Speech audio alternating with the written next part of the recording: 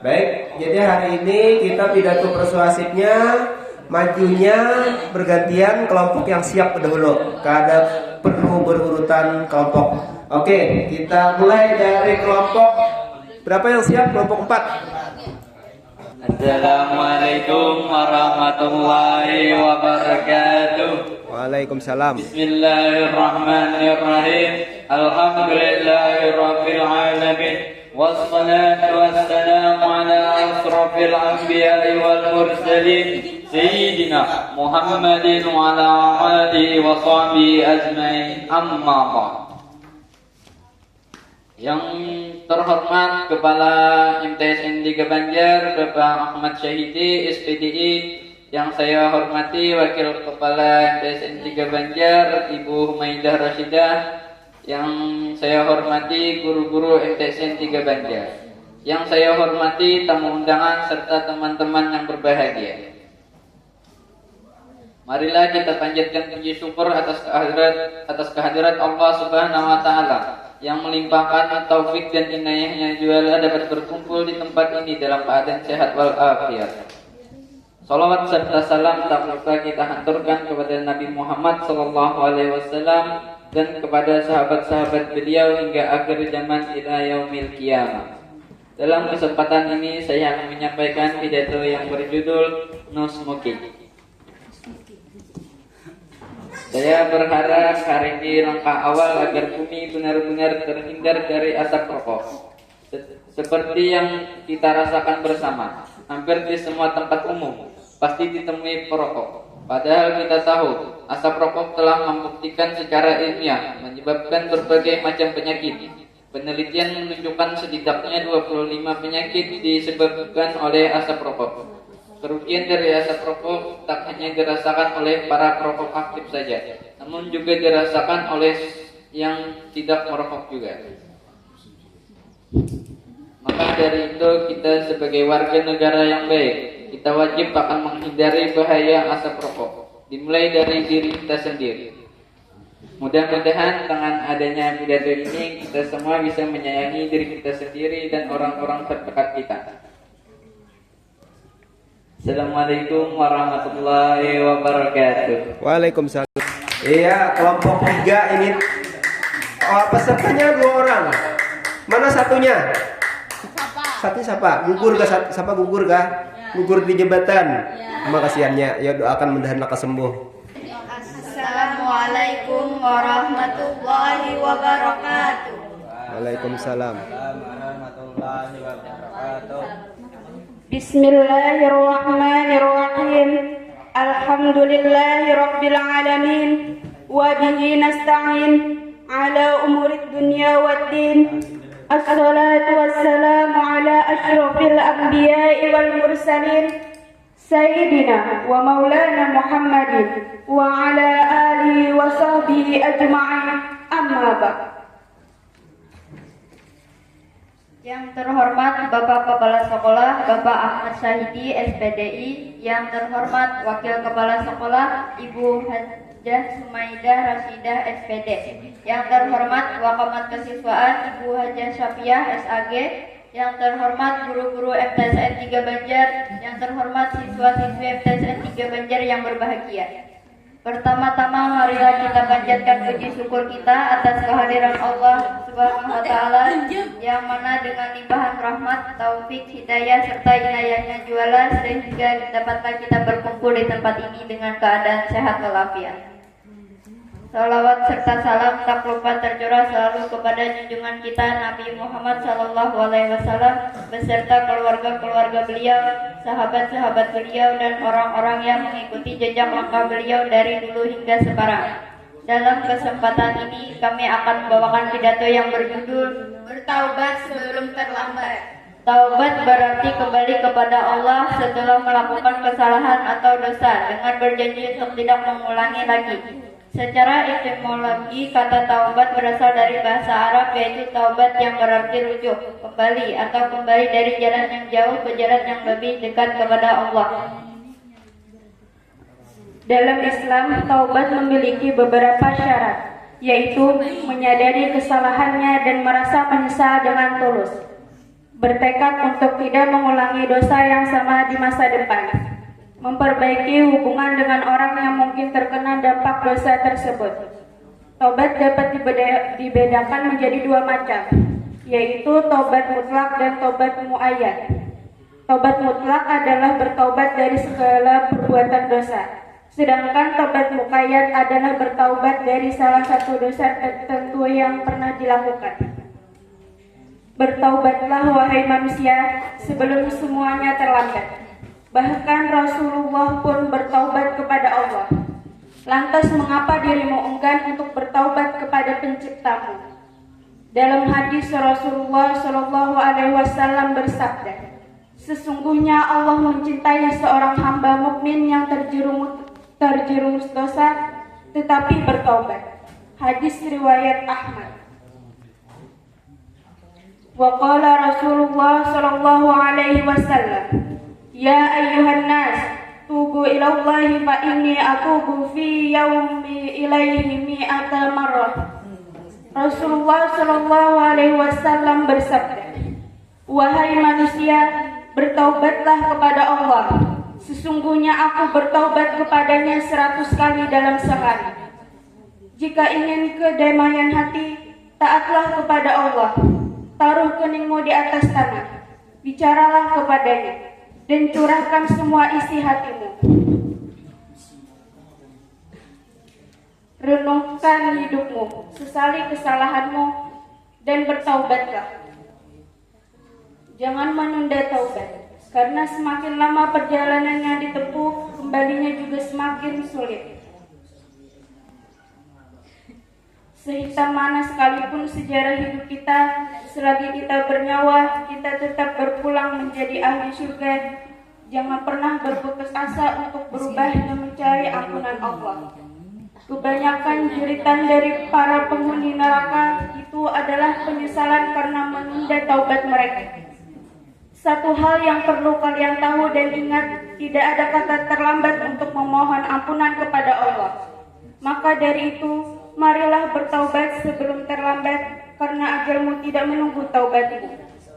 Sekian dari kami. Jika ada salah kata, mohon dimaafkan. Assalamualaikum warahmatullahi wabarakatuh. Waalaikumsalam. Tepuk tangan untuk kelompok. Ya. Baik, kelompok 2 penampilan berikutnya. Assalamualaikum warahmatullahi wabarakatuh. Waalaikumsalam. Bismillahirrahmanirrahim. Alhamdulillahirabbil alamin. Assalatu wassalamu ala asrafil anbiya'i wal mursalin sayyidina Muhammadin wa ala alihi sahbihi ajmain. Amma ba'd. Yang terhormat Bapak Haji Samsul Bahri SPD MPD selaku guru pembimbing dalam pembuatan naskah pidato ini, serta teman-teman sekalian yang berbahagia.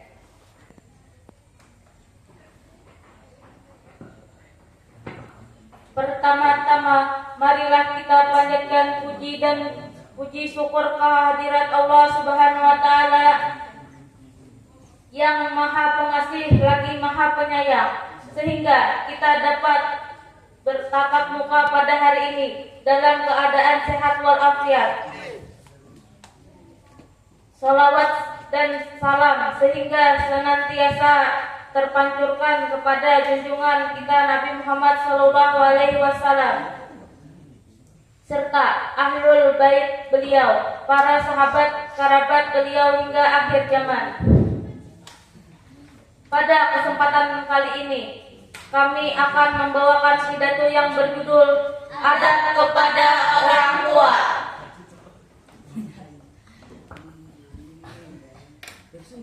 Secara bahasa, adab adalah kesopanan, sopan santun. Secara istilah, adab adalah perilaku sopan santun kepada orang lain, terutama kepada orang yang lebih tua, agar pergaulan tetap terjaga dan harmoni.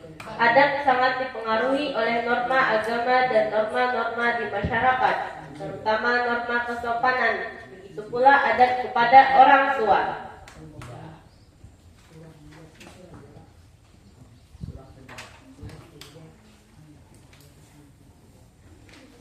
Kedua orang tua merupakan perantara adanya manusia.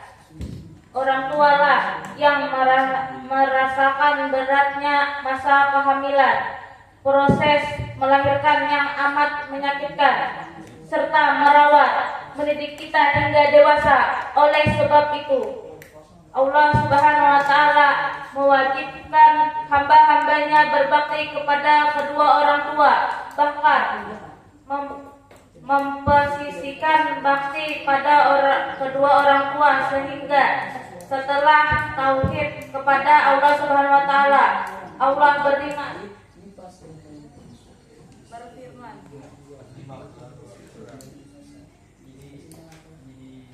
Faqada rabbuka alla ta'budu illa iyyahu wa bil walidayni ihsana imma yablughanna indaka kibara ahaduhuma aw kilahuma fala taqullahu ma afsi wala tahumma wa kullahuma qawlan karima. Artinya, dan Tuhanmu telah memerintahkan agar kamu jangan menyembah selain Dia, dan hendaklah berbuat baik kepada ibu bapa. Jika seorang di antara kedua-duanya sampai berusia lanjut dalam memeliharamu, maka sekali-kali janganlah engkau mengatakan kepada keduanya perkataan janganlah engkau membentak keduanya, dan ucaplah kepada orang tuanya perkataan yang baik. Quran Surah Al-Isra ayat 23.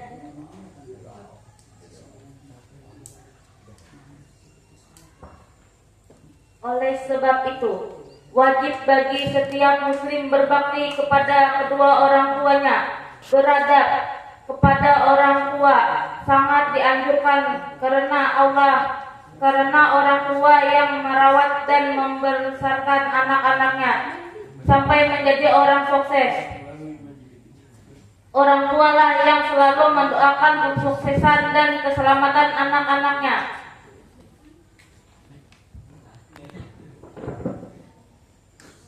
Maka dari itu, marilah kita berbakti kepada orang tua. Kita harus berbakti kepada orang tua sebagaimana orang tua berbaik hati kepada kita. Janganlah jadi orang yang durhaka, karena apabila orang tua kita sudah tiada, akhirnya kita akan menyesal kepada diri kita sendiri kelak. Mungkin itu saja yang dapat kami sampaikan. Mohon maaf jika terdapat kesalahan dalam penyebutan dan penggunaan kata. Kami tutup dengan mengucapkan hamdalah.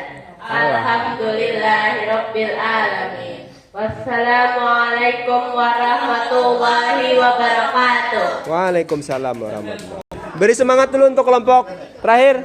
Tepuk tangan dulu, tepuk tangan. Assalamualaikum warahmatullahi wabarakatuh.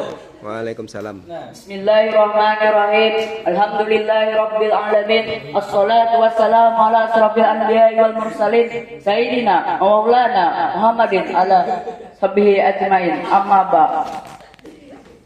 Yang terhormat Bapak Haji Samsul Bari SPD MPD selaku guru pembimbing dalam pembuatan naskah pidato ini. Pertama-tama marilah kita panjatkan puji syukur kehadirat Allah Subhanahu wa Ta'ala yang Maha Pengasih lagi Maha Penyayang, sehingga kita dapat bertatap muka pada hari ini dalam keadaan sehat walafiat. Salawat dan salam semoga senantiasa tercurahkan kepada junjungan kita Nabi besar Muhammad sallallahu alaihi wasallam serta ahlul bait beliau, para sahabat dan kerabat beliau hingga akhir zaman. Pada kesempatan ini kami akan membawakan pidato yang berjudul Bersuci dari Hadas. Bersuci merupakan hal yang sangat dianjurkan dalam Islam. Bersuci disebut dengan taharah. Oleh karena itu, seseorang yang hendak melakukan ibadah sholat harus dalam kondisi bersih dan suci. Firman Allah sebagai berikut. Innallaha yuhibbut tawwabin wa yuhibbul mutatahhirin. Artinya, sungguh Allah menyukai orang yang taubat dan menyukai orang yang mensucikan diri. Quran surah Al-Baqarah surah 2 ayat 222. Rasulullah sallallahu alaihi wasallam pun bersabda, Mus'ab bin Sa'ad berkata, sesungguhnya saya mendengar Rasulullah sallallahu alaihi wasallam bersabda, tidak diterima salat orang yang tidak bersuci. Hadis riwayat Muslim. Bersuci dari hadas adalah bersuci yang berkenaan dengan perbuatan, tindakan atau mengalami sesuatu seperti buang air kecil, buang air besar, menyentuh kemaluan atau dubur, haid, nifas dan lain-lain. Hadas terbagi menjadi dua, yaitu hadas kecil dan hadas besar. Hadas kecil adalah hadas yang cara menghilangkannya dengan berwudu atau tayamum jika tidak menemukan air. Seseorang yang hendak beribadah seperti sholat haruslah dalam keadaan suci dari hadas kecil. Hal-hal yang menyebabkan seseorang berhadas kecil antara lain sebagai berikut. 1. Sesuatu yang keluar dari kubur dan kubur kecuali air mani. 2. Hilang akal, baik karena mabuk, pingsan, gila, dan tidur. 3. Bersentuhan antara kulit laki-laki dan perempuan yang masing-masing sudah dewasa dan berstatus bukan mahram. 4. Menyentuh dubur dan kubur dengan telapak tangan. Hadas besar, hadas yang cara menghilangkannya dengan mandi wajib atau tayamum jika tidak menemukan air. Mandi wajib disebut dengan mandi besar atau mandi janabah.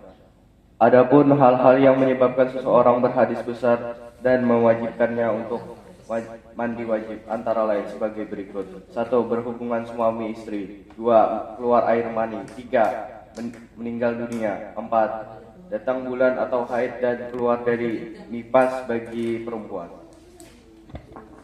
Cukup sekian, terima kasih. Bila ada kesalahan mohon dimaafkan. Yang namanya manusia pasti ada kesalahan. Assalamualaikum warahmatullahi wabarakatuh. Waalaikumsalam warahmatullahi wabarakatuh.